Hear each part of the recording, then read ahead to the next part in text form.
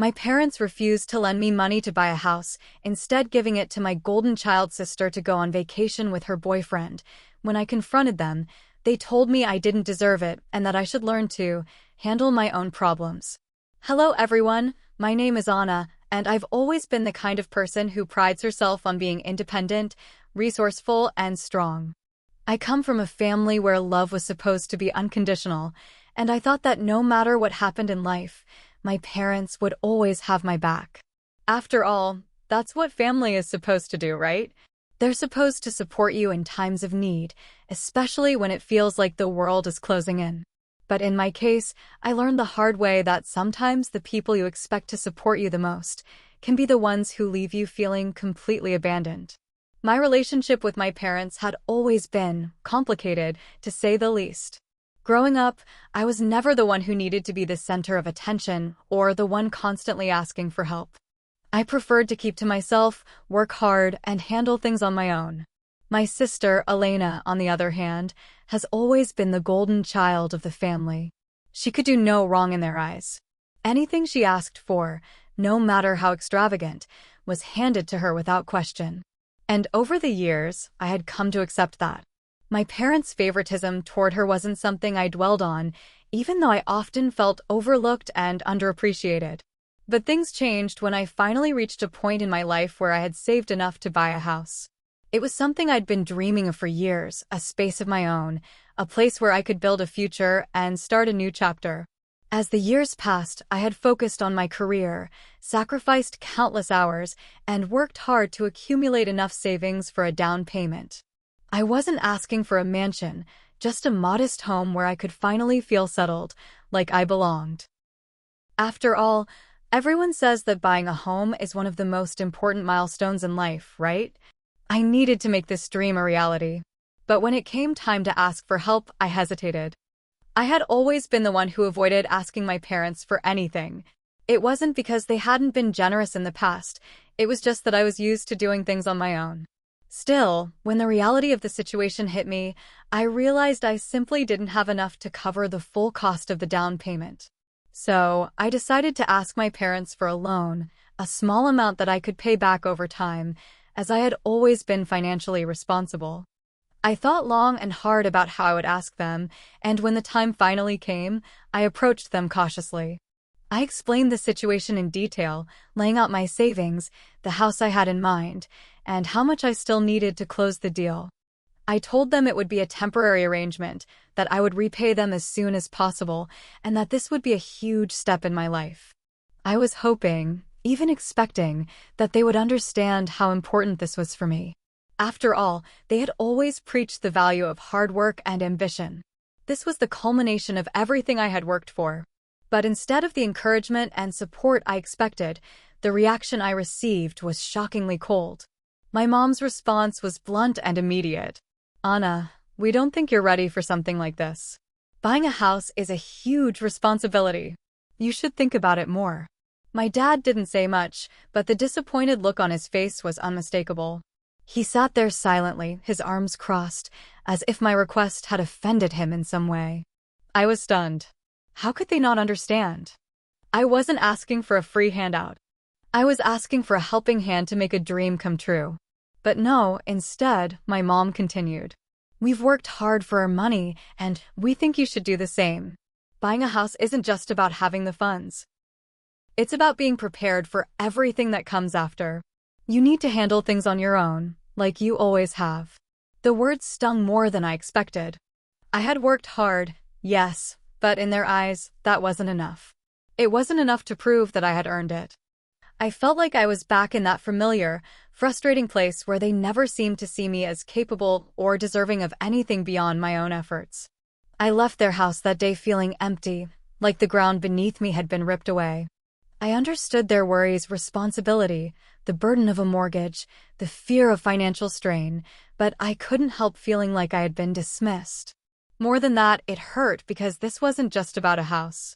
It was about my future, my independence, my ability to stand on my own 2 feet.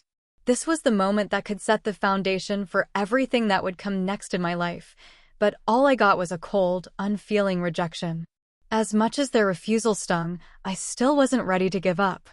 I decided to give them some time to think it over. I didn't want to pressure them, but I was hopeful they would come around. I thought maybe I could try again after a few weeks, presenting my case in a new light. After all, they had helped me out in the past with smaller loans, nothing major, but enough to show that they were willing to support me when I truly needed it. But what happened next left me utterly speechless. In the days that followed my parents' refusal, I tried to push the disappointment aside, focusing on my work and the daily grind. But no matter how hard I tried, I couldn't shake the feeling of betrayal. I had given them every reason to believe I was responsible enough to handle such a big step, and yet they turned their backs on me. I had hoped that time would change their minds, but I quickly realized that something wasn't right. There was something deeper at play here, something that went beyond their concerns about me being ready. Then, just when I thought things couldn't get worse, I found out what they had done instead. One afternoon, I was on the phone with my best friend, Maria, venting about the entire situation.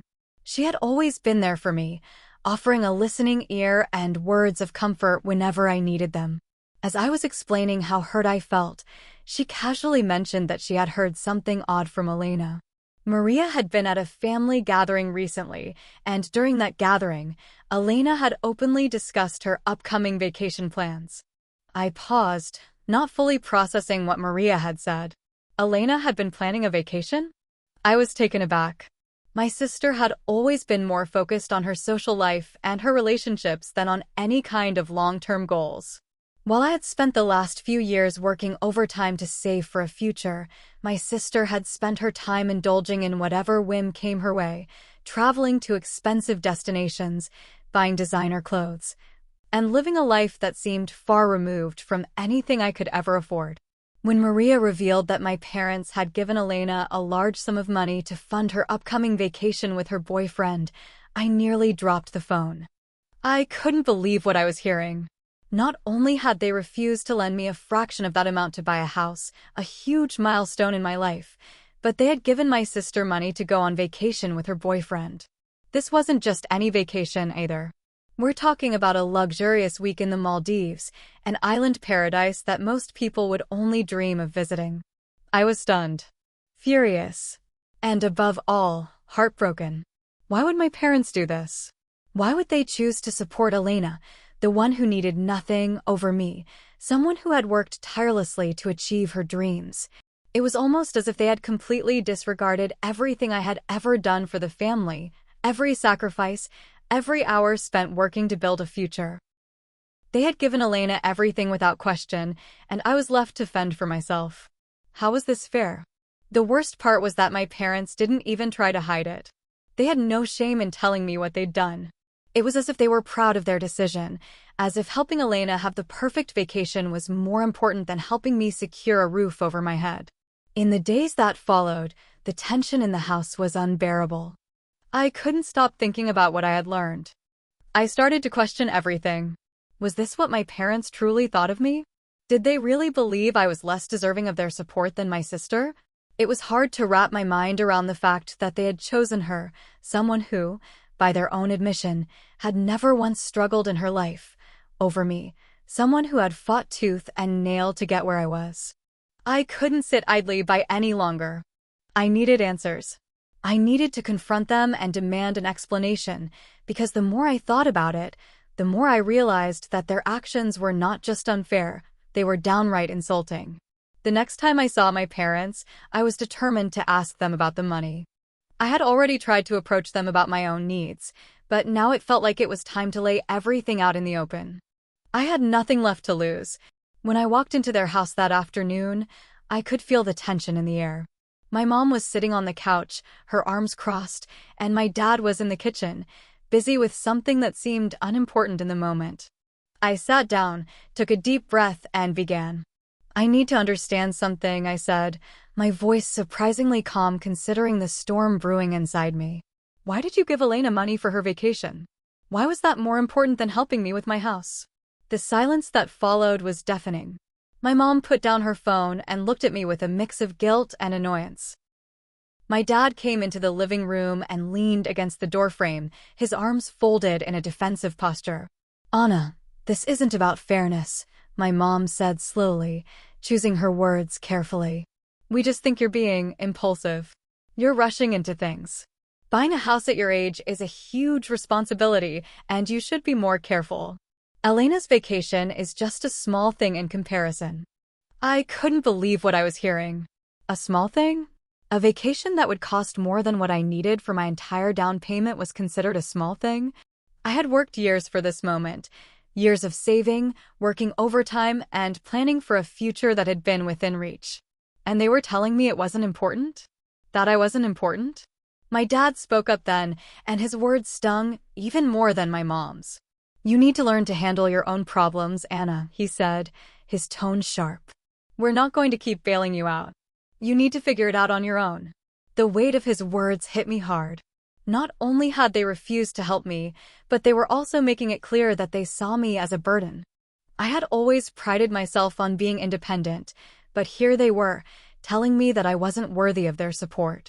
They were pushing me away, and Elena, the one who had never had to work for anything, was being handed everything on a silver platter. I couldn't hold back the tears anymore. I stood up, my chest tight with frustration. You've always given her whatever she wanted. She's never had to work for anything. And now, when I need help more than ever, you turn your back on me. My mom's face hardened, and my dad just shook his head as if I were overreacting. You're being too emotional, Anna. You're not seeing the bigger picture. I left their house that day feeling like I had just been hit by a freight train. The betrayal was almost too much to bear. I had asked for so little, and yet they had given so much to someone who never even needed it. As I walked to my car, I made a promise to myself that I wouldn't let this break me. I had been let down by the people I trusted most, but I would find a way to make my dream of owning a home come true. And I would do it without them. The days after the confrontation were the hardest. I felt like I was suffocating under the weight of their dismissive words, and every moment spent with my parents felt like I was living a lie. They didn't see me for who I was, nor did they understand how deeply their actions had affected me. But the most painful part was realizing that my sister, Elena, the golden child, had always been the one to get everything she wanted, while I was left struggling. I didn't want to believe that my parents could be so cruel, but their blatant favoritism was undeniable. Every time I spoke to them, I felt like I was invisible, like my dreams and ambitions didn't matter. They were too busy indulging Elena's whims to care about the very real needs I had. It wasn't just about money anymore. It was about respect, acknowledgement, and the betrayal of a lifelong trust.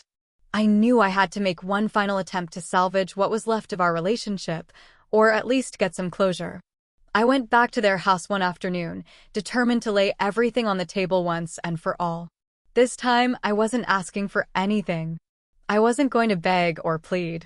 Instead, I just wanted them to understand the truth that had been eating away at me for so long. Mom, Dad, I said, my voice trembling but firm, I'm not here to ask for money anymore. I've realized that's not what I need from you. What I need is for you to see me for who I am, not for who you want me to be, and not in comparison to Elena. My mom looked at me, her face a mask of confusion. Anna, we do see you, she said, her voice defensive. You know we love you. No, I interrupted, holding back tears. You don't. If you did, you wouldn't have treated me like this. You wouldn't have pushed me aside and given everything to Elena. I'm your daughter too. But you've never seen me as enough. The silence that followed was suffocating. My father looked at me, and for the first time in a long while, I saw a flicker of something in his eyes, guilt, maybe, or regret. But it was gone just as quickly as it had appeared.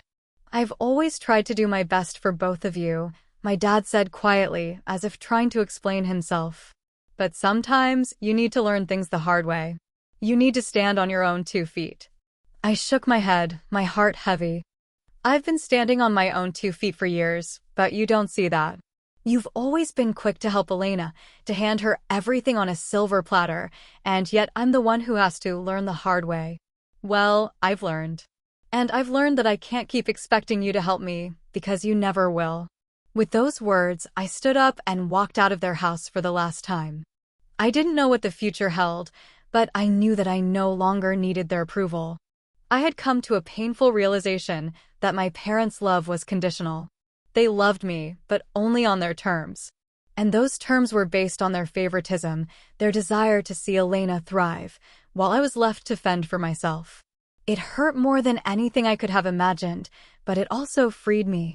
I no longer needed to chase their approval or beg for their help. I had learned the hardest lesson of all. The only person who could truly shape my future was me. And with that, I walked away from the pain of my family's favoritism and began to rebuild my life on my own terms.